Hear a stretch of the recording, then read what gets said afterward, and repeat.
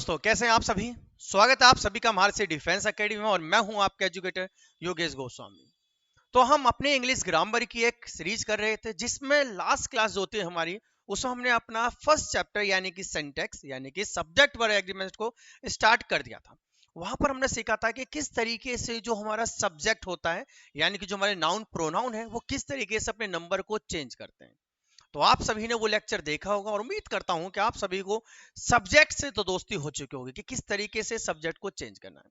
ध्यान रखना, सब्जेक्ट हमारे लिए इसलिए ज्यादा इंपॉर्टेंट है क्योंकि जो हमारा प्रिडिकेट होता है, लास्ट क्लास में हमने सीखा था कि जो हमारा सेंटेंस होता है वो दो पार्ट से बनता है, सब्जेक्ट और प्रीडिकेट से।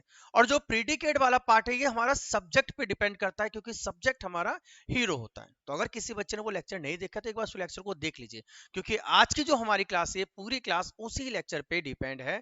और क्योंकि जब तक आपको सब्जेक्ट पहचान में नहीं आएगा उसके आगे का काम आप नहीं कर पाओगे। तो बहुत अच्छा लेक्चर था, मैंने बहुत बारीकी से आपको वहां समझाने की कोशिश की। हर एक चीज, जितने भी हमारे एक्सेप्शन केस थे, हर एक चीज को मैंने क्लियरिटी से आपको बताया है वहां पर। तो उसको जाके देखिए जरूर, बहुत अच्छा चैप्टर है। मैं कह रहा हूँ बहुत स्पेशल लेक्चर आपके लिए है क्योंकि वो जरूरी नहीं कि एग्जाम में के लिए ही इंपॉर्टेंट है, वो आपकी जनरल लाइफ के लिए बहुत ज्यादा इंपॉर्टेंट है। क्योंकि जब भी आप इंग्लिश में कोई भी वाक्य आप कोई बोलना चाहते हो, कुछ लिखना चाहते हो, वहां सब्जेक्ट की आपको जरूरत पड़ती है। तो जरूर उसको एक बार जाके देखें। तो स्टार्ट करते हैं हम अपने आज के लेक्चर को। आज हम बात करेंगे सब्जेक्ट वर्ब एग्रीमेंट के सेकंड लेक्चर और इसमें देखने वाले हम एक जनरल रूल्स के कौन कौन से ऐसे इंपॉर्टेंट रूल्स हैं जो हमारे एग्जाम पॉइंट ऑफ व्यू से बहुत ज्यादा इंपॉर्टेंट है, क्वेश्चन उससे बनते हैं और किस तरीके से उसके आंसर हमको सॉल्व करने होते हैं। तो स्टार्ट करते हैं आज की क्लास को। तो अगर किसी बच्चे ने अभी तक हमारा चैनल सब्सक्राइब नहीं किया उसको सब्सक्राइब जरूर कर लेना क्योंकि हम इसमें लेके आए आप सभी के लिए 4 से 4.5 महीने के अंदर कंप्लीट इंग्लिश का एक कोर्स जो आपको दिलाएगा सरकारी नौकरी और आपके कंधों पे होंगे 3 स्टार। तो आपका वो सपना पूरा करेगा ये। और ध्यान रखना, इसके साथ ही हम आपके लिए वोकैब का भी एक लेक्चर स्टार्ट कर चुके हैं। वोकैब की भी क्लास चल रही है तो उसको भी साथ साथ जरूर देखना क्योंकि हमारे एग्जाम के लिए ग्रामर के रूल प्लस वोकैब दोनों ही बहुत ज्यादा इंपॉर्टेंट, क्योंकि दोनों के साथ ही आप उस एग्जाम को क्रैक कर सकते हो। तो उसको भी मिस नहीं करना है, इसलिए तो कह रहा हूँ सब्सक्राइब कर ही लो। चलिए तो देखते हैं, स्टार्ट करते हैं, समझते हैं कि सब्जेक्ट वर्ब एग्रीमेंट किस तरीके से काम करता है और कौन कौन से रूल हमारे लिए इसमें काम के हैं। तो सबसे पहले अगर हम सब्जेक्ट वर्ब एग्रीमेंट को समझने की कोशिश करें तो सब्जेक्ट वर्ब एग्रीमेंट का सिंपल सा मतलब होता है कि किसी वर्ब का सब्जेक्ट के साथ, सब्जेक्ट के नंबर हो या उसके, मैं हमने देखा था ना, याद है आप सभी को, लास्ट क्लास में आपको बताए थे कि सब्जेक्ट को हम 3 तरीके से आइडेंटिफाई करते हैं। दोबारा से रिकॉल कराया तो एक बार, नंबर के बेसिस पर सबसे पहला काम क्या होता था, हम नंबर के आधार पर देखते थे कि सब्जेक्ट सिंगुलर है या प्लूरल है। एक बार हमें यह समझ में आ गया सब्जेक्ट हमारा सिंगुलर प्रयोग, तो हम आगे के काम उस पर कर सकते हैं। इसके बाद हम इसको देखते थे जेंडर के आधार पर कि जो हमारा सब्जेक्ट है वो मेल है या फीमेल है। और तीसरा हमारा क्या होता था, वॉइस के आधार पर, वॉइस यानी कि सब्जेक्ट हमारा जो है वो डूअर है या नॉन डूअर है। तो हम इस दोनों तरीके से अपने सब्जेक्ट को पहचानने की कोशिश करते थे और उसके बाद हम आगे काम स्टार्ट करते थे। तो हमारा ये जो आज की क्लास है इसमें यही आपको बताया गया है कि सब्जेक्ट वर्ब एग्रीमेंट का मतलब होता है कि वर्ब का सब्जेक्ट से उसके नंबर के आधार पर, पर्सन के आधार पर जो भी लिंक होता है, संबंध होता है, जुड़ना होता है, उसी को सब्जेक्ट वर्ब एग्रीमेंट कहते हैं। तो बहुत ही इंपॉर्टेंट ये आपके लिए लेक्चर होने वाला है क्योंकि हमारे आगे जितने भी लेक्चर वो सब इसी लेक्चर पर डिपेंड है। ध्यान रखना, आप अगर यूट्यूब पे कहीं से भी इंग्लिश पढ़ते हो, मैं आपको सच बात बता रहा हूँ, रियली बता रहा हूँ, सर्च करके देखना, आपको कोई नहीं पढ़ाएगा सब्जेक्ट वर्ब एग्रीमेंट क्योंकि ये सबसे टफ चैप्टर माना जाता है और बच्चे के सर के ऊपर से आता है और बच्चा चैनल बदल देगा, इसलिए कोई इसको पढ़ाना नहीं है। सब नाउन से स्टार्ट करते हैं या कोई टेंस से स्टार्ट करता है। मैं आपके लिए ये पहला लेक्चर बिल्कुल जीरो से इसलिए लेके आया हूँ क्योंकि वो चैप्टर आपको जब भी अच्छे से समझ में आएंगे जब आपका सब्जेक्ट वर्ब एग्रीमेंट क्लियर होगा, आपको सब्जेक्ट का वर्ब के साथ क्या संबंध है वो आपको पता होगा। बस उसी को हमें सीखना है। ये एक बार सीख गए तो मैं कह रहा हूं आपके लिए इंग्लिश बहुत इजी हो जाएगी। 30% आप कंप्लीट कर चुके होंगे अपना इंग्लिश का काम। तो साथ के साथ पढ़ते चलना और जो मैं बता रहा हूं उसको साथ साथ पढ़ते रहना, तो 3 स्टार आप ही के कंधों पर होंगे। तो ध्यान से इसको समझना है। तो सबसे पहला हमने समझा है कि सब्जेक्ट और वर्ब का मतलब क्या होता है, कि सब्जेक्ट वर्ब एग्रीमेंट यानी कि सिंटैक्स का मतलब होता है कि वर्ब का सब्जेक्ट के नंबर या उसके पर्सन के आधार पर जिस तरीके से वो जुड़ता है उसी को सब्जेक्ट वर्ब एग्रीमेंट कहते हैं। अब ये जुड़ता कैसे, चलो इसको समझते हैं थोड़ा सा। तो कुछ रूल समझते हैं। अगर हमारा सब्जेक्ट सिंगुलर होगा, ध्यान रखना, अगर हमारा सब्जेक्ट सिंगुलर होता है तो उसके साथ हमेशा वर्ब भी कैसी होगी, सिंगुलर ही वर्ब होगी। तो अगर हमारा सब्जेक्ट सिंगुलर होगा तो वर्ब भी उसके साथ कैसी होगी, सिंगुलर वर्ब भी उसके साथ यूज होगी। हमेशा ध्यान रखना, एक बार आपने सब्जेक्ट पहचान लिया, अगर सब्जेक्ट हमारा सिंगुलर है तो वर्ब भी कैसी रहनी है, सिंगुलर। पूरा प्रेडिकेट कैसा होगा, सिंगुलर ही काम करेगा। चलो एग्जांपल से समझते हैं। आप इस रूल को जरा देखिए, आप फर्स्ट रूल को देखिए, क्या क्या है सेंटेंस के अंदर, he is my friend, he is my friend. Subject पहचानो, सब्जेक्ट कैसा है इसमें, सिंगुलर है प्लूरल है, ही क्या होता है, सिंगुलर होता है, यानी कि सब्जेक्ट हमारा क्या है, सब्जेक्ट हमारा सिंगुलर है। और अगर हमारा सब्जेक्ट सिंगुलर तो हमारी वर्ब भी कैसी होनी चाहिए, वर्ब भी सिंगुलर होनी चाहिए। और हमने यहाँ पर क्या लगाया है, इज लगा हुआ है, यानी कि अगर सब्जेक्ट सिंगुलर तो वर्ब भी सिंगुलर है, यानी कि ये हमारा सेंटेंस बिल्कुल सही है। समझ आए मैं क्या कहना चाह रहा हूं आपको, सिंपल सी बात, कि पहले सेंटेंस में हमने जैसे ही सब्जेक्ट का नेचर देखा, हम तुरंत वर्ब को समझ गए कि अगर हमारा सब्जेक्ट सिंगुलर है तो वर्ब भी क्या होगी, हमारी सिंगुलर ही होगी। इसके बाद ये हमारा ऑब्जेक्ट है। अगर हम पूरे सेंटेंस में समझते हैं, आगे हम बात करेंगे कि किस तरीके से नाउन नेचर करता है, क्या क्या इनका काम होता है। इसके अंदर ये हमारा ऑब्जेक्ट किस तरीके से काम करेगा, कॉम्प्लीमेंट ऑब्जेक्ट है, ये सारी चीजें हम आगे डिस्कस कर लेंगे। अभी इन बातों में नहीं जाते हम, अभी सिर्फ हम समझ रहे हैं कि सब्जेक्ट के अकॉर्डिंग वर्ब कैसे काम करता है। क्लियर है इस बात, तो सब्जेक्ट अगर सिंगुलर है तो वर्ब भी क्या होगी, सिंगुलर ही होगी। क्लियर है।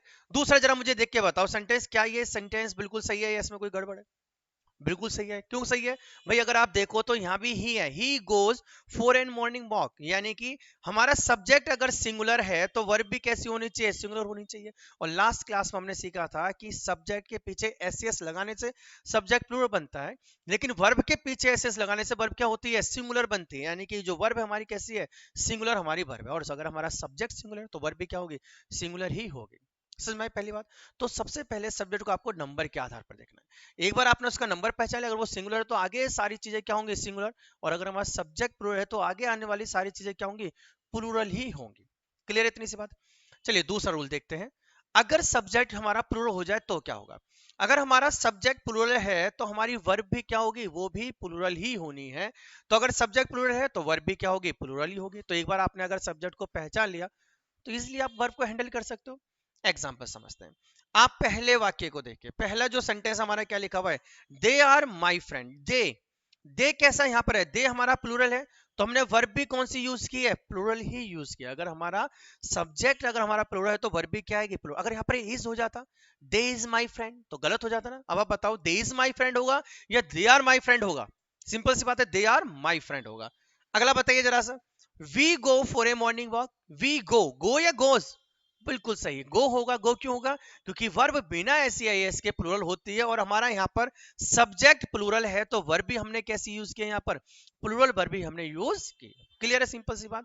तो ये पहला हमारा रूल था, हमने सिंपल से इसमें सीखा है कि अगर हमारा सब्जेक्ट सिंगुलर होगा तो वर्ब भी सिंगुलर होगी, और अगर सब्जेक्ट प्लूरल होगा तो वर्ब भी प्लूरल होगा। क्लियर है इस बात। चलिए अब आगे इस पर हम काम करते हैं, किस तरीके के रूल आएंगे, उनको किस तरीके से हमें देखना है, वो सारी बातें इन्हीं दो बातों पर डिपेंड करती है जो हमने देखा है। किसी को कोई भी डाउट होता है उसे कमेंट बॉक्स में कर देना। धीरे धीरे समझा रहा हूं मैं, कोई जल्दबाजी नहीं है, तो साथ के साथ सीखते चलना है। जो भी हमारा आज की क्लास होगी उसके आप सुंदर से नोट्स बनाना, साथ साथ उसको मेमोराइज करना, उसकी प्रैक्टिस करना। मैं कह रहा हूं आपको इंग्लिश सबसे इजी सब्जेक्ट लगेगा एक दिन, क्योंकि इंग्लिश के अंदर सारी चीजें फिक्स है। मैंने आपको लास्ट क्लास में बताया था कि इंग्लिश एक ऐसी है जो एक बार आपने पढ़ ली फिर उसके अंदर कोई चेंज नहीं होगा। भाई सबका यूज फिक्स है ना। आप मुझे बताओ, क्या इस इज की जगह इंग्लिश में कोई और ले सकता है, ले सकता कोई, कोई नहीं ले सकता। क्या माई की जगह कोई और ले सकता है, नहीं ले सकता। भाई जो चीज है वो फिक्स है, उसका हमको काम समझना है, उसका हमें फंक्शन समझना है, बस इसके बाद काम खत्म हो जाता है। क्योंकि इंग्लिश में हर एक वर्ड का जो भी उसका फंक्शन है, काम है, वो फिक्स है और हमें उसी को समझना है। इंग्लिश की सबसे खूबसूरती यही है कि इंग्लिश अनंत नहीं है, जीएस की तरह नहीं है। जीएस आपने सुना होगा, कहते हैं अनंत है, इंग्लिश बिल्कुल फिक्स है। अगर इंग्लिश के अंदर लेटर 26 है तो 27 बनी है, अगर वर्ड 8 है तो 9 बनी है, हर चीज फिक्स है इंग्लिश के अंदर। एक बार मेहनत करनी है, उसके बाद बहुत ईजी आपके लिए इंग्लिश हो जाएगी। अगला रूल देखें, चलिए अगला रूल समझते हैं। रूल नंबर सेकंड क्या कहता है, देखो रूल नंबर सेकंड सिंपल सी आई की बात करता है। आई हम सब यूज करते हैं ना, आई यानी कि मैं। आई के लिए एक स्पेशल रूल है कि आई एक ऐसा सिंगुलर प्रोनाउन होता है, ध्यान रखना, आई एक ऐसा सिंगुलर प्रोनाउन है जिसके साथ वी वर्ब को छोड़कर अन्य वर्ब की प्लूरल फॉर्म का यूज करते हैं साहब।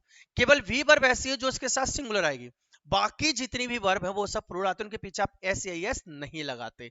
मतलब अगर मैं बोलूं आई गो, सुना है ना आपने, आई गो, कभी भी हम आई गोज नहीं कहते, आई गोज नहीं कहते। तो ये आई की एक स्पेशल थिंग है, स्पेशल इसकी प्रॉपर्टी है कि वी वर्ब को छोड़ने के बाद बाकी कोई भी वर्ब इसके साथ अगर लगी तो प्लूरल फॉर्म में लगेगी। अब ये वी वर्ब क्या होती है, तो थोड़ा सा पहले वी वर्ब को समझते हैं कि वी वर्ब क्या है। हर एक चीज को हम साथ के साथ सीखते चलेंगे, बिल्कुल बेसिक से सीखेंगे। तो अगर हम वी वर्ब को देखते हैं तो ये सारी होती है हमारी वी वर्ब, जिसमें हमारा इज, एम, आर और खुद बी भी आता है, ये सब वी वर्ब कहलाती हैं। वास, वर, ये दोनों बी वर्ब है, और बीन और बिंग ये हमारी बी वर्ब होती है, बाकी कोई दूसरी बी वर्ब नहीं है। केवल यही हमारे सिंगुलर फॉर्म में आती है आई के साथ, बाकी जितनी भी फॉर्म आएंगे वो सब आएंगे प्लूरल। कुछ बच्चों को डाउट होता है हैज हैव को लेकर, जी हैज हैव जो है वो हमारा ये वी वर्ब नहीं है, वो वी वर्ब नहीं है, वो सिर्फ हेल्पिंग वर्ब की तरह काम करे, वो हेल्पिंग वर्ब है हमारा, ठीक है। बाकी वी वर्ब नहीं है, सिर्फ ये होती हैं जो वी वर्ब सामने लिखी भी है। आई के साथ केवल ये सिंगुलर यूज होंगी, बाकी सब कैसे रहने वाले हैं, प्लूरल। एग्जाम्पल समझते हैं, जैसे यहाँ देखिए मैंने यहाँ पे लिखा है आई लव माई कंट्री। अब यहाँ पर लव तो सिंगुलर होना चाहिए था भाई, अगर हम आई को देखते हो तो आई तो एक व्यक्ति की बात करता है, लेकिन आई का रूल क्या कहता है, वी वर्ब को छोड़ दो बाकी सब क्या होंगे, प्लूरल होंगे। इसलिए यहाँ पर हमने लव लिखा है, एस इसके पीछे नहीं लगा है, लव हमने नहीं लिखा। क्लियर है, चलिए दूसरा एग्जाम्पल समझते हैं। आई एम, वी एम क्या है, वी वर्ब है, और वी वर्ब की क्या होती है, सिंगुलर फॉर्म रहती है। सेंटेंस बिल्कुल सही है ये, आई एम वेरी हैप्पी। अगला रूल देखिए, आई वाज वेरी हैप्पी। देखो वाज क्या है, हमारा वी वर्ब है, और वी वर्ब की आप लगाओगे सिंगुलर फॉर्म आई के साथ, अगर कुछ और होता तो प्लूरल हो जाता है ये। सही है, इतनी सी बात आपको ध्यान रखनी है। जैसे सपोज करो अगर मैं लिखना चाहता हूं I have a car, I have a car, बताइए सही है बिल्कुल, हैव तो प्लूरल होता है, हम इसके साथ यूज करें क्योंकि हैव वी वर्ब नहीं है, और हमने अभी पढ़ा है कि सिर्फ वी वर्ब सिंगुलर होगा, बाकी सब क्या होंगे, प्लूरल होंगे, इसलिए हैव हमने इसके साथ लगाया क्योंकि हैव हमारा प्लूरल है और ये वी वर्ब नहीं होता, इसलिए हमने क्या लगाया है, हैव को लगाया। अगर हैज हो जाता तो वो गलत हो जाता। क्लियर है, तो आई का सिंपल सा रूल हमने सीखा है कि आई एक ऐसा स्पेशल कह लो सिंगुलर प्रोनाउन है जिसके साथ बी वर्ब को छोड़कर बाकी सारी वर्ब प्लूरल फॉर्म में यूज की जाती हैं। याद रहेगा सिंपल से रूल। चलिए आगे बढ़ते हैं, और एग्जाम में ऐसे रूल आते हैं जो बहुत ज्यादा ट्रिकी होता है और बच्चे इसमें फंस जाता है, तो वही आते हैं, तो हमको बड़ी सावधानी से जाना है। ऐसा ना हो कि एग्जाम में आप जाओ शिकारिया है दाना डाले और आप फंस जाओ, फंसना नहीं है। हर एक डाउट को क्लियर करते हुए चलना है। पहले हमने डाउट सिंपल सा क्लियर कर लिया है कि अगर हमको कहीं भी आई नजर आएगा तो हम उसके बाद वी वर्ब को देखेंगे, अगर वी वर्ब है तो सिंगुलर होगी, लेकिन अगर वी वर्ब के बाद कोई दूसरी वर्ब दी है तो वो प्लूरल फॉर्म में ही रहनी है। सिंपल सा जान लोगे आप, एरर जो भी आएगा, क्लोज टेस्ट आएगा, उसमें आप तुरंत आंसर लगा सकते हो। अगला रूल देखते हैं, देखिए कुछ इट के लिए है, एक दो रूल हैं वो आपको ध्यान रखने हैं।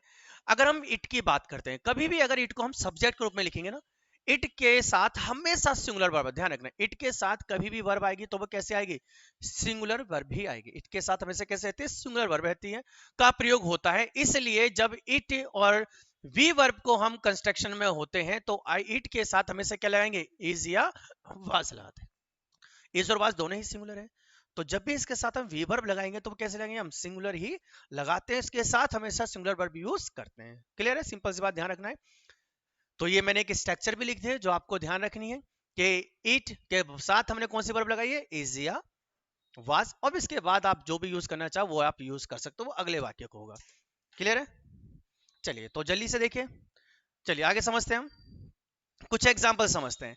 पहला एग्जाम्पल हमारे पास है, it were they who promise to help me, it were. अब बताइए क्या ये सेंटेंस सही है गलत है, जल्दी बताइए, क्या सेंटेंस सही है या इसके अंदर कुछ गड़बड़ है, बताइए क्या लगता है आपको। बिल्कुल सही, क्या गलती है इसके अंदर, इसके अंदर वर्ब की गलती है, क्योंकि अभी हमने पढ़ा है कि इट के साथ हमेशा सिंगुलर वर्ब यूज होती है, और वी वर्ब के अकॉर्डिंग इसमें क्या आना चाहिए था, वाज आना चाहिए था, लेकिन यहाँ पर इसने क्या लगा दिया है, वर लगा दिया है। तो यहाँ पर जो सही होगा वो हमारा क्या होगा, वाज, यानी कि ये सेंटेंस गलत था, सही करने के लिए हमें क्या लगाना पड़ेगा, यहाँ पर वाज लगाना पड़ेगा। अगला एग्जाम्पल बताइए, it are you who can do it, क्या वाक्य सही है, बिल्कुल सही, ये भी गलत है। गलती क्या है इसके अंदर, यहां पर इन्होंने आर लिख दिया है, जबकि इट के साथ हमेशा सिंगुलर वर्ब आती है, और यहां पर आपको क्या लगाना चाहिए था, इज लगाना चाहिए था, इज होता तो वाक्य सही हो जाता, लेकिन फिलहाल ये वाक्य गलत है। समझ में आ गया सिंपल सा। तो दो रूल हमने सीखे हैं सब्जेक्ट वर्ब में। पहले क्या सीखा हमने, आई का रूल, कि आई के साथ वी वर्ब को छोड़कर बाकी सारी वर्ब प्लूरल फॉर्म में लगती है। दूसरा रूल क्या सीखा हमने, इट के साथ, कि इट के साथ हमेशा सिंगुलर वर्ब होगी, जो भी वी वर्ब है उसकी भी सिंगुलर फॉर्म ही आनी है, कभी इसके साथ प्लूरल वर्ब नहीं आती। क्लियर है इतनी सी बात, चलिए आगे समझते हैं। इट का एक हमारे पास दूसरा रूल है जो बहुत ही ज्यादा इंपॉर्टेंट है, रूल 4। इट के साथ हमने ये तो सीख लिया कि वर्ब हमारी क्या आनी है, सिंगुलर आनी है, इट के साथ या तो इज आएगा या वाज आएगा। लेकिन अगर इसके साथ बाद में कोई नाउन प्रोनाउन आए और उस नाउन प्रोनाउन को हमने इन 3 शब्दों से जोड़ा हो, ध्यान रखना, अगर इट से कोई सेंटेंस हमने स्टार्ट किया है, इट के बाद वर्ब सिंगुलर लगाई, उसके बाद अगर कोई नाउन प्रोनाउन आए और उसको बाद अगर हम उसको जोड़ते हैं किससे, हु, विच, दैट, इन 3 चीजों से जोड़ते हैं, तो जो बाद में वर्ब आएगी, ध्यान रखिए, जो वर्ब आएगी, ये वर्ब इनसे जो पहले हमारा नाउन प्रोनाउन है उसके अकॉर्डिंग लगा जाती है। जो वर्ब है ये इट के अकॉर्डिंग नहीं लगेगी सिंगुलर। अगर ये सिंगुलर है तो वो वर्ब सिंगुलर होगी, अगर ये प्लूरल है तो वर्ब भी क्या होगी, प्लूरल होगी। तो वर्ब किसको अकॉर्डिंग, किसके अकॉर्डिंग लगाई जाएगी, जो इन तीनों शब्दों से पहले आता है, यानी कि हु, विच, दैट से जो पहले आएगा हमारा नाउन प्रोनाउन, उसके अकॉर्डिंग वर्ब यूज करते हैं। ये वाली बात ध्यान रखना, वो तो सिंगुलर ही रहेगी क्योंकि वो इट के बाद है। एग्जाम्पल समझते हैं, जैसे पूरा रूल मैंने हिंदी में भी लिख दिया है कि it plus is, was plus noun pronoun के बाद आए हु, विच, दैट के साथ आने वाली वर्ब की फॉर्म इनसे पहले आने वाले नाउन प्रोनाउन के अकॉर्डिंग लगती है, तो उसको बड़े ध्यान में हमें रखना है और उसके अकॉर्डिंग हम वर्ब यूज करेंगे। एग्जांपल समझते हैं जी। हमारा एग्जांपल है it is I, it is I, then who है और यहां पर लगा दिया इज रिस्पॉन्सिबल फॉर दिस। बताइए क्या वाक्य बिल्कुल सही है, बताओ जल्दी से, बताइए जल्दी से भाई, खुद सॉल्व करो, जब तक आप खुद नहीं करोगे इंग्लिश नहीं आएगी। मैंने आपको रूल समझा दिया, अब आप उसको अप्लाई करो, यहाँ पर चेक करो। तो इसमें क्या गलती है, इसमें इज की गलती है। क्यों गलती है, क्योंकि अभी हमने सीखा कि अगर इनसे वाक्यों को हमने ऐड किया है तो ये इसके पहले आने वाले नाउन प्रोनाउन के अकॉर्डिंग लगना चाहिए था, और यहाँ पर तो आई है और आई के अकॉर्डिंग क्या आना चाहिए, यहाँ पर एम आना चाहिए, जबकि इसने क्या लगा दिया, इज लगा दिया। यानी कि इस वाक्य में यही गलती थी कि यहाँ पर इसने लगाया हुआ है इज और आना क्या चाहिए, एम। क्लियर है सबको। चलो दूसरा एग्जाम्पल बताना, बताइए जल्दी से पहचानिए और बताइए कि क्या ये बिल्कुल सही है वाक्य या इसके अंदर भी कुछ गड़बड़ है, बताइए जल्दी से। कर लिया सॉल्व, चलो मैं बताता हूँ। ये वाक्य गलत है, गलत क्यों है, आप ध्यान ध्यान दीजिए। देखो यहाँ तो बिल्कुल सही है, इट इज बिल्कुल ठीक है, इट के बाद वर्ब की फर्स्ट फॉर्म आती है, सिंगुलर फॉर्म आती है, क्लियर है। और यहाँ पर सब्जेक्ट हमारा दिया हुआ है प्लूरल, दे दिया हुआ है, और हु से इसको ऐड किया है, मतलब इसके बाद जो वर्ब आएगी वो इसके अकॉर्डिंग आनी चाहिए। और ये अगर प्लूरल है तो वर्ब भी तो प्लूरल होनी चाहिए, और वर्ब हमारी जब एस एस या एस लगता है तो वो सिंगुलर बन जाती है। तो प्लूरल कब बनेगी, जब इसके अंदर एस नहीं होगा, सिर्फ बांट होगा, तो वर्ब हमारी ये प्लूरल होगी और सेंटेंस हमारा बिल्कुल सही हो जाता है। लेकिन फिलहाल सेंटेंस गलत है क्योंकि यहाँ पर क्या लगा हुआ है, एस। यहाँ पर क्या आना चाहिए, यहाँ पर आना चाहिए वांट। क्लियर है इतनी सी बात, क्या आना चाहिए, वांट आना चाहिए। किसके अकॉर्डिंग देख रहे हैं हम, जो भी हु, विच, दैट से पहले जो भी सब्जेक्ट आएगा उसके अकॉर्डिंग वर्ब यूज हम करते हैं। क्लियर है सबको, चलिए आगे बढ़ते हैं। नेक्स्ट एग्जांपल है, जल्दी से बताइए इसको क्या आना चाहिए, सही है बिल्कुल या गलत है, बिल्कुल सही जवाब, गलत है। यार मास्टर लोग बन गए हो यार, 3 रूल देख चुके, रूल देखा है, एग्जाम्पल देखा, अब आपको क्लियर हो चुका है। अगर आप इसका आंसर अब भी बताने में सक्षम नहीं हो, यानी कि कुछ ना कुछ गड़बड़ है, आप कमेंट बॉक्स में करो तुरंत कि सर हमें अभी रूल क्लियर नहीं हुआ है, मैं दोबारा से इसको समझाऊंगा, नहीं तो आपके लिए स्पेशल अलग से वीडियो बना दूंगा। लेकिन हर एक डाउट क्लियर करते हुए चलना है। सिंपल सा हमने पढ़ा है कि कभी भी अगर इट से कोई वाक्य स्टार्ट है, इसके बाद वर्ब की सिंगुलर फॉर्म आती है, जो भी आएगा वी फॉर्म सिंगुलर आएगी, हर फॉर्म सिंगुलर आएगी, इज और वाज सिंगुलर ही आएगा। लेकिन अगर उसके बाद कोई नाउन प्रोनाउन और उसको फिर ऐड किया हमने हु, विच या दैट से, तो उसके बाद जो वर्ब आने वाली है ना, हु, विच, दैट के बाद, वो उससे पहले आने वाले नाउन प्रोनाउन के अकॉर्डिंग लगती है। अब यहाँ पर देखो, यहाँ पर ही है और हु से ऐड किया तो ही के साथ सिंगुलर फॉर्म होनी चाहिए, लेकिन यहाँ पर क्या लगा दिया इसने, प्लूरल फॉर्म लगा दिया, यानी कि वाक्य गलत कर दिया। क्या होना चाहिए था यहाँ पर होना चाहिए हैज। हैज होगा तो हमारा वाक्य बिल्कुल सही होगा। क्लियर, सिंपल सी बात है। चलिए बहुत बढ़िया, तो ऐसे ही जोश के साथ पढ़ना है यार, जोश से पढ़ोगे तो आपको समझ में अच्छा आएगा। आप आंसू की तरह बैठ जाओ कुछ फायदा नहीं होने वाला। जोश, हिम्मत एकदम होनी चाहिए, जज्बा होने चाहिए। स्टार पाने का, स्टार पाने का जज्बा है, गवर्नमेंट जॉब पाने का जज्बा है, तो आपको जरूर मिलेगी। और वो मिलेगी कब, जब आप अच्छी मेहनत से पढ़ोगे, जो जो चीज मैं समझा रहा हूं उसको समझो, नोट डाउन करो कॉपी में, सुंदर सुंदर अच्छे से लिखो, एग्जाम्पल लिखो, और फिर उसको हमें अप्लाई करना है। जैसे ये खत्म होगा चैप्टर, मैं आपके लिए प्रैक्टिस सेट लेके आऊंगा। उस प्रैक्टिस सेट में पहले हम क्वेश्चन सॉल्व करेंगे, उसके बाद मैं आपको नया चैप्टर शुरू कराऊंगा। ऐसे नहीं कि मैं खत्म होती है नया चैप्टर बना दूं, नहीं, पहले हम प्रैक्टिस करेंगे, संतुष्टि करेंगे, जब मुझे लगेगा कि हाँ आपको ये चैप्टर समझ में आ गया है, फिर मैं आपके लिए नेक्स्ट चैप्टर स्टार्ट कर दूंगा। तो अच्छे से पढ़ना है, मैं जब तक आपके साथ हूं, जब तक आपको एक एक कंसेप्ट समझ में नहीं आ जाता, एक एक कंसेप्ट, मैं क्यों इतने सारे एग्जांपल लेगा भाई, मैं एक एग्जांपल समझाता काम खत्म हो जाता। लेकिन हमें बारीकी से सीखना है, हमें रटना नहीं है रूल को, हमें समझना है कि रूल कहना क्या चाह रहा है, क्यों ऐसा बनना है, हर एक चीज को हमें समझ के चलना। कोई भी डाउट हो कमेंट बॉक्स में करो ना, बिंदास होकर कमेंट बॉक्स में करो, ठीक है। आगे बढ़ते हैं, चलिए। तो रूल हमारे 4 हो चुके हैं, आगे बढ़ते हैं। एक और एग्जांपल आपके लिए, बड़ा अच्छी बात है, तो एक और एग्जांपल आपके लिए, बताइए जल्दी से इसमें क्या गड़बड़ है। ये भी गलत है ना, क्यों गलत है, देखिए इट इज बिल्कुल ठीक, माई ब्रदर्स प्लूरल है तो वर्ब भी क्या आनी चाहिए, प्लूरल आनी चाहिए। लेकिन हु के बाद वर्ब क्या लगा दिया इन्होंने, सिंगुलर लगा दिया, यानी कि यहाँ पर क्या होना चाहिए था, यहाँ पर हैव होना चाहिए था, मेड इट ए सक्सेस, तो तभी हमारा ये वाक्य बिल्कुल सही हो। क्लियर है यार, अब तो मास्टर लोग बन गए हो, तो बहुत अच्छी बात है, अब आप तुरंत आंसर बता सकते हो। अगला रूल देखें, बहुत बढ़िया। चलिए अगला रूल देखते हैं। देखो अब हमारी कहानी स्टार्ट होती है थोड़ी सी स्पेस, और एग्जाम के लिए बहुत ही ज्यादा इंपॉर्टेंट, कि नाउन को अगर हम एंड से ऐड कर, ध्यान रखना दो नाउन है हमारे पास, और अगर हम दो नाउन को कभी भी एंड से ऐड करते हैं, ध्यान रखना अगर दो नाउन को एंड से हमने ऐड किया है तो उनको प्लूरल माना जाता है, और उनके साथ फॉर्म भी वर्ब कैसे लगते हैं, हमेशा प्लूरल वर्ब लगती है। क्लियर है इतनी बात? अगर दो नाउन को कभी भी हमने एंड से जोड़ा, ध्यान देना मैं क्या बोल रहा हूं, अगर दो नाउन को हमने एंड से जोड़ा है तो उनको प्लूरल मानते हैं हम, और उनके साथ वर्ब भी क्या लगाते हैं हम, प्लूरल लगाते हैं। तो जो भी नाउन हो, प्रोनाउन हो, कोई भी है, एंड से जोड़ा है तो ध्यान रखना क्या माना जाएगा, उनको प्लूरल माना जाएगा। वर्ब भी कैसे लगाएंगे, प्लूरल। एग्जाम्पल समझते हैं। पहला एग्जांपल हमारे पास है रोहित एंड रागिनी। रोहित एंड रागिनी दोनों नाउन है, ये भी नाउन है हमारा, ये भी नाउन है, और दोनों को हमने किससे जोड़ा है, एंड से जोड़ा है, यानी कि दो अलग अलग पर्सन है ये, तो दोनों को प्लूरल माना जाएगा। तो यहाँ पर वर्ब कैसे आनी चाहिए थी, प्लूरल आनी चाहिए थी, इन्होंने वर्ब क्या लगा दिया, सिंगुलर, यानी कि गलत कर दिया वाक्य। तो Rohit and Ragini is getting married tonight या are getting married tonight, are getting married tonight. तो यहाँ पर क्या होगा, यहाँ पर होना है आर। क्लियर है सबको, आर यहाँ पर आना है, तो वाक्य बिल्कुल हमारा सही हो जाता है। अगला देखते हैं, bread cloth and a house. Bread cloth and a house is the basic needs of the life या are the basic needs of the life, are the basic. क्यों? क्योंकि देखो यहाँ पर ब्रेड अलग है, क्लोथ अलग है, एंड से जोड़ देगा, और हाउस अलग है, मतलब रोटी कपड़ा और मकान जीवन यापन के लिए बहुत ज्यादा जरूरी है। तो यहाँ पर क्या आना चाहिए था, यहाँ पर आना चाहिए आर। क्लियर है इतनी सी बात? इस क्यों नहीं आएगा, क्योंकि ये अलग चीज है और एंड से इनको जोड़ा है, तीनों नाउन है, और तीनों नाउन को एंड से जोड़ा है, तो मतलब ये अलग अलग चीजों के बारे में बात कर रहे हैं। क्लियर है इतनी सी बात? चलिए अगला एग्जांपल देखते हैं, Rajeev Ravi and my sister. Rajeev Ravi and my sister has joined the Indian army या have joined the Indian army, have joined the Indian army. क्यों? क्योंकि भैया एंड से जोड़ा और तीनों अलग अलग नाउन है, तो जब अलग अलग नाउनों को एंड से जोड़ा जाता है तो वो अलग अलग ही प्लूरल माने जाते हैं, उनके साथ वर्ब भी कैसे लगती है, प्लूरल ही लगती है, इसलिए यहाँ पर क्या आएगा, हैव आएगा। ध्यान रखना मैंने हर एक एग्जाम्पल में बार बार रूल को रिवाइज भी करा है, तो रूल को हर एक एग्जाम्पल पे अप्लाई करने के साथ रिवाइज भी करते चलना कि क्यों आप आर लगा रहे हो, क्यों यहाँ पर हमने आर लगाया, क्यों यहाँ पर हमने हैव लगाया, रीजन के साथ। क्योंकि हमारा रूल क्या कहता है कि जब भी दो नाउन को हमने एंड से जोड़ा है तो वो प्लूरल काम करेंगे, लेकिन एक इस पर बात भी ध्यान रखना, जरूरी नहीं है कि एंड से जोड़ने पर प्लूरल हो, कभी कभार रूल के साथ साथ ना आपको उसका वाक्य को मतलब भी समझते चलना है। सिर्फ रूल पे डिपेंड है ना, मैं बताऊं, मैं आपको चाहता तो रूल बना के निकल जाऊं, नहीं, रूल के साथ साथ थोड़ा सा कॉमन सेंस भी लगाना है।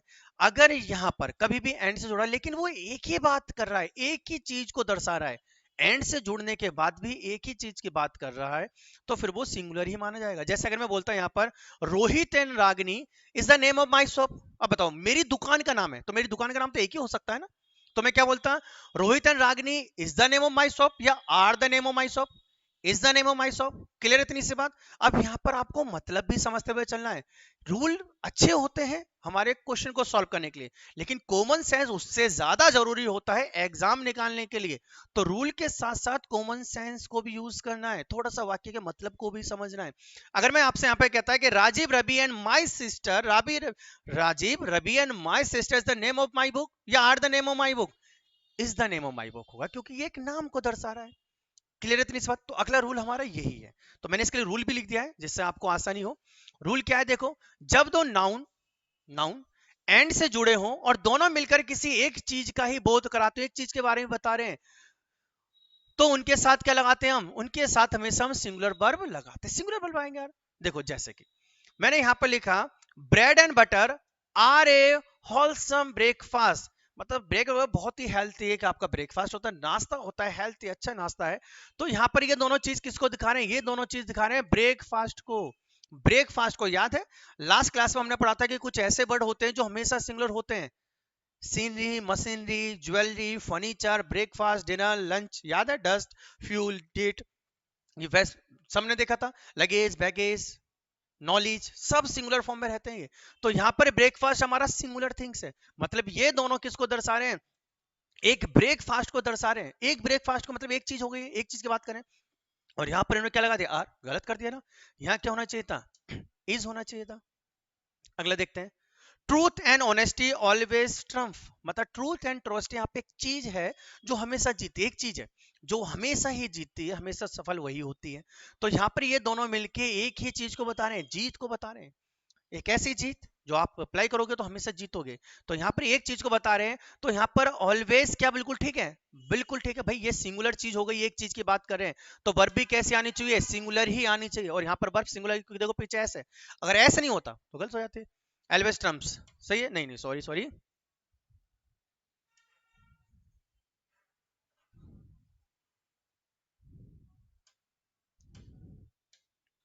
चलिए अगला एग्जांपल देखते हैं।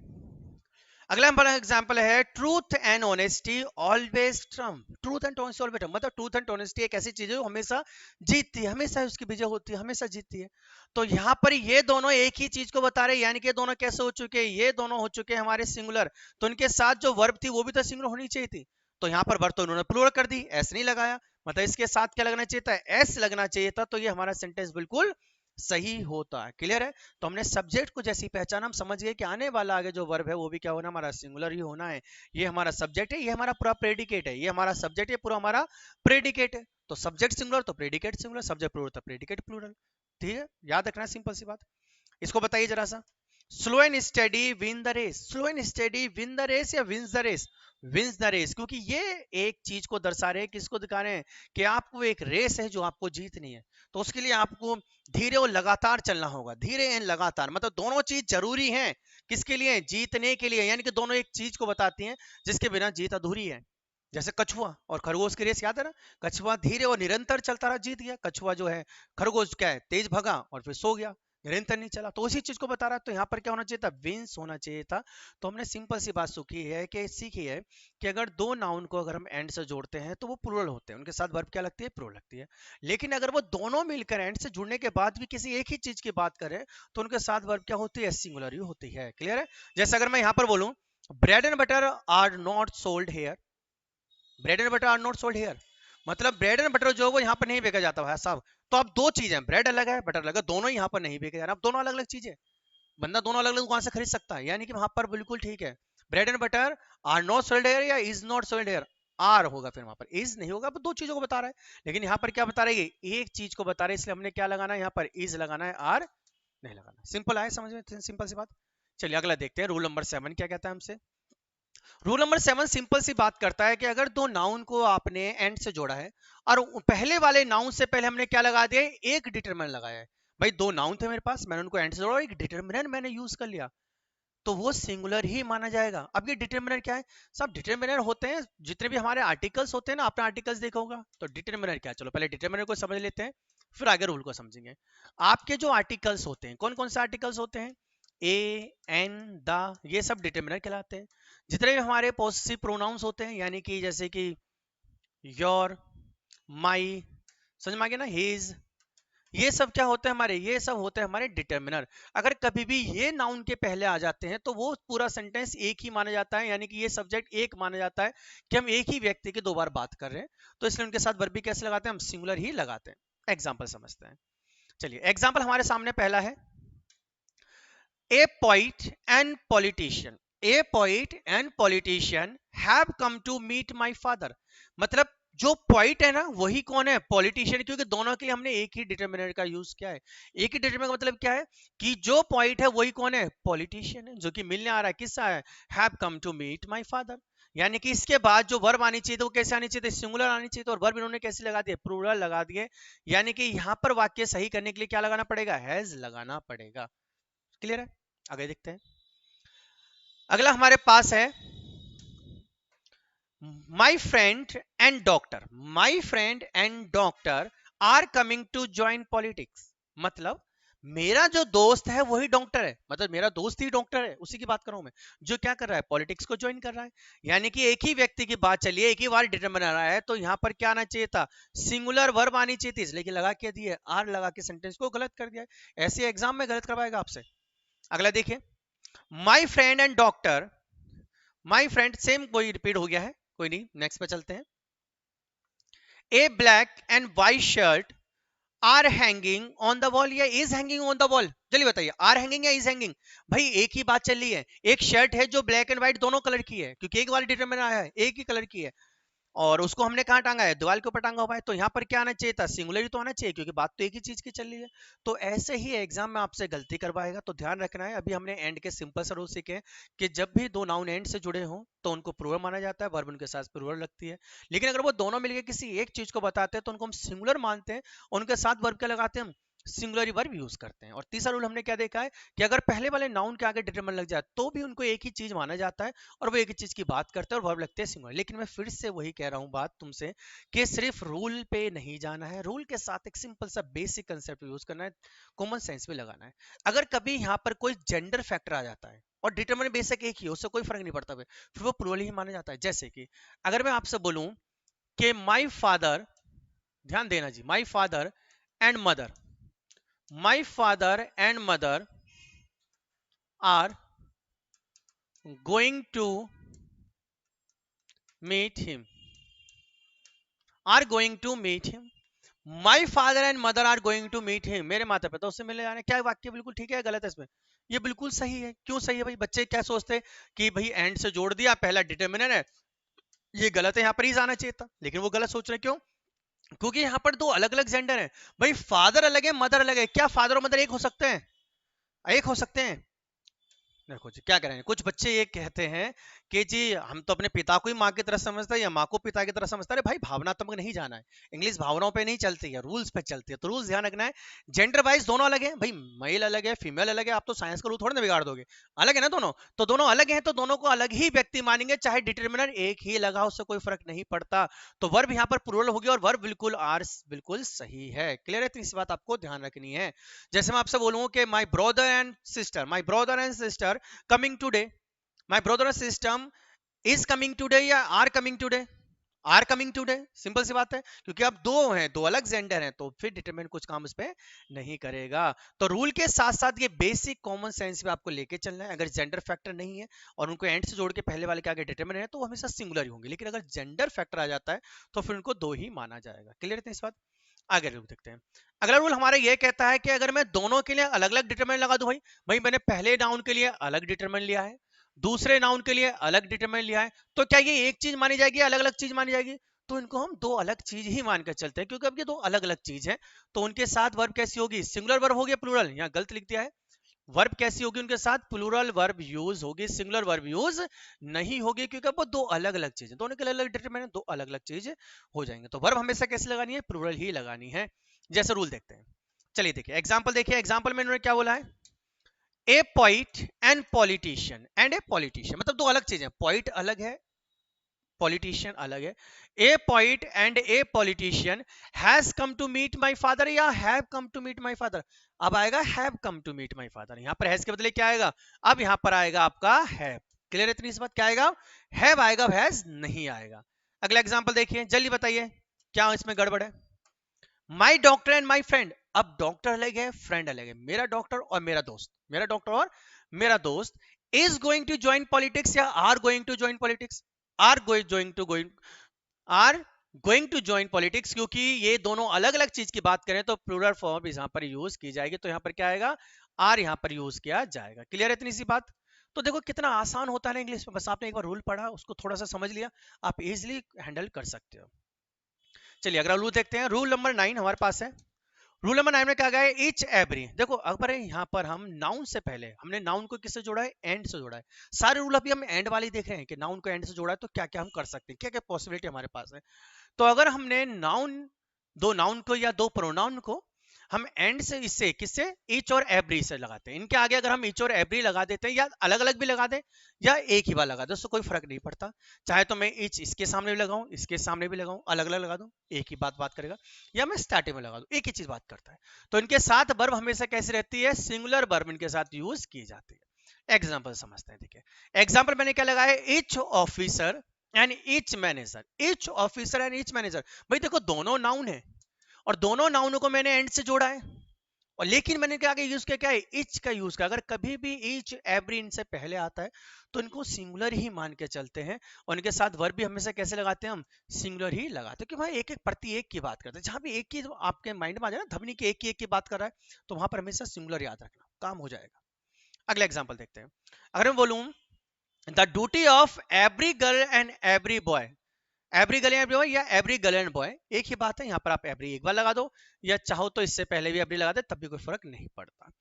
Are to respect their parents है is to respect, is to respect क्या आएगा यहाँ पर, इज आएगा, क्योंकि हमारा रूल क्या कहता है कि अगर कभी भी इनसे पहले ईच एवरी हमने लगाया है तो वर्ब उसके साथ हमेशा कैसी होगी, सिंगुलर ही यूज होगी। क्लियर है सबको? चलिए आगे बढ़ते हैं। तो आई होप कि आपको पूरा क्लियर हो रहा होगा। एक चीज जो भी डाउट है कमेंट बॉक्स में कर देना, क्योंकि बहुत इंपॉर्टेंट हमारा ये लेक्चर है। मैं आपसे कह रहा हूं कि अगर आप रूल को मेरे साथ पढ़ते चलोगे तो जैसे जैसे हम लेक्चर कंप्लीट करते हैं आपको इंग्लिश के अंदर अलग ही लेवल का कॉन्फिडेंस आएगा, आप इंग्लिश के अंदर मास्टरी हासिल कर लोगे। और इंग्लिश में अगर मास्टरी हासिल कर ली है तो ध्यान रखना रूल्स बहुत ज्यादा जरूरी है, और रूल्स के साथ साथ आपको बेसिक लॉजिक भी लगा के चलना। तो मैं आपको दोनों को साथ सिखा रहा हूं, ऐसा नहीं मैं केवल आपको रूल्स पढ़ा पढ़ा के आगे निकल के, नहीं, मैं जहां रूल्स में आपको बेसिक जो भी आपकी नॉलेज है, जो भी आपका बेसिक उसमें कहते हैं ना कॉमन सेंस की जरूरत है, वो भी मैं आपको साथ बता रहा हूँ कहाँ आपको अप्लाई करते हुए चलना है। तो आपकी इंग्लिश एकदम बढ़िया हो जाएगी और आप किसी भी एग्जाम को इजीली हैंडल कर सकते हो। तो ध्यान रखना जो भी मैं सिखा रहा हूँ उसको साथ साथ पढ़ते रहो, जो बता रहा हूँ बस उसको फॉलो करते रहो, बाकी टेंशन मुझ पर छोड़ दो आप। चलिए रूल नंबर 10 देखिए। रूल नंबर 10 हमारा ये कहता है कि अगर कभी हमने ईच एवरी आइदर नाइदर को सब्जेक्ट के रूप में यूज कर, ध्यान रखना अगर इनको हम एज ए सब्जेक्ट यूज करते हैं, अब हमें सब्जेक्ट की जरूरत नहीं है, अभी हम सब्जेक्ट किसको लगाते हैं, नाउन या प्रोनाउन को। लेकिन अगर हम ईच एवरी आइदर नाइदर को ही सब्जेक्ट मान के चले, सब्जेक्ट बना देते हैं, तो इनके बाद भी जो भी वर्ब आएगी वो हमेशा क्या होगी, सिंगुलर आएगी। जो भी वर्ब आएगी वो क्या हो जाएगी, सिंगुलर आएगी, अगर ये हमारे सब्जेक्ट की तरह काम करते हैं तो। चलिए एग्जाम्पल समझते हैं। एग्जाम्पल देखिए, अगर आप एग्जाम्पल को ध्यान समझो तो आपको एकदम क्लियर हो जाएगा। आई इन्वाइटेड 2 गेस्ट, मैंने 2 गेस्ट को इन्वाइट किया, बट नाइदर हैज कम या हैव कम। देखो नाइदर यहाँ पर किसके तरह है, वेट के बाद है, बिल्कुल सब्जेक्ट के लिए यूज हुआ है, यहाँ पर सब्जेक्ट है नाइदर, और सब्जेक्ट के साथ वर्ब कैसे लगाना आपको, सिंगुलर, और सिंगुलर वर्ब लगी हुई, यानी कि वाक्य हमारा बिल्कुल सही है कि मैंने 2 गेस्ट को इन्वाइट करूं, में से कोई भी नहीं आया। क्लियर है? दूसरा एग्जाम्पल समझो।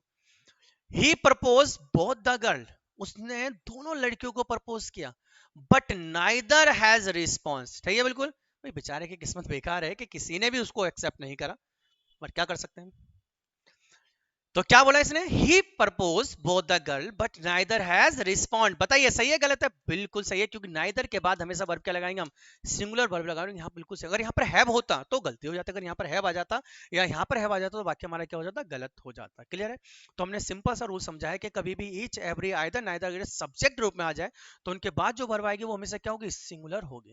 देखो एक और इसमें कंसेप्ट आता है, अगर मैं इनके बाद ऑफ लगा दूं, जैसे रूल नंबर 11 में आप समझिए, अगर मैं इन सबके बाद ऑफ लगा देता हूं, अगर हम कहते हैं each of, every of, either of, neither of, every one of या etc, इस प्रकार का आपको कोई भी वाक्य मिलता है जिस क्लास में ऑफ लगा हुआ है और वो किसी एक चीज को दर्शा रहा है, तो ऑफ के लिए यहाँ पर प्लूरल नाउन या प्रोनाउन, ध्यान रखना बहुत ही इंपॉर्टेंट है ये।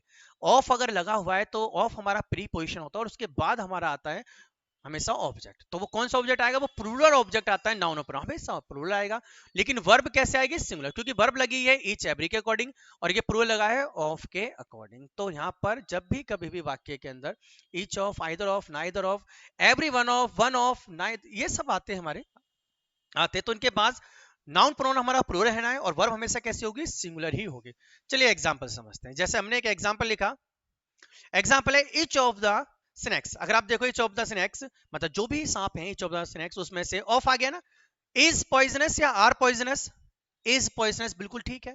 इज पॉइजनस क्यों ठीक है भैया, ये हमने रूल पढ़ा है कि इसके बाद हमारा प्लूरल आता है नाउन, ये हमारा बिल्कुल प्लूरल है, और वर्ब कैसे आता है, सिंगुलर, और वर्ब हमारी क्या है, सिंगुलर वर्ब है, तो बिल्कुल वाक्य सही है।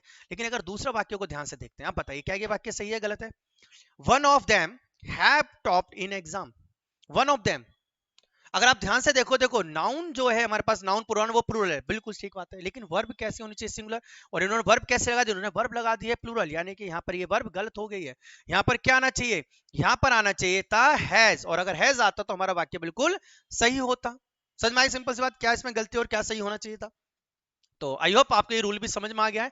Each of, every of, either of, neither of, every one of, अगर ये आते हैं तो इनके बाद हमेशा प्लूरल नाउन प्रोनाउन होगा और वर्ब कैसी होगी, इनके साथ सिंगुलर वर्ब होनी है। अगला रूल देखते हैं। नेक्स्ट रूल हमारे पास है रूल नंबर 12, और आज का आखिरी रूल भी है। इसके बाद के रूल जो है वो हम नेक्स्ट वीडियो में कवर करेंगे, तो एक वीडियो और लगेगी, बस में पूरा हमारा चैप्टर कंप्लीट हो जाएगा, फिर हम इसकी प्रैक्टिस करेंगे।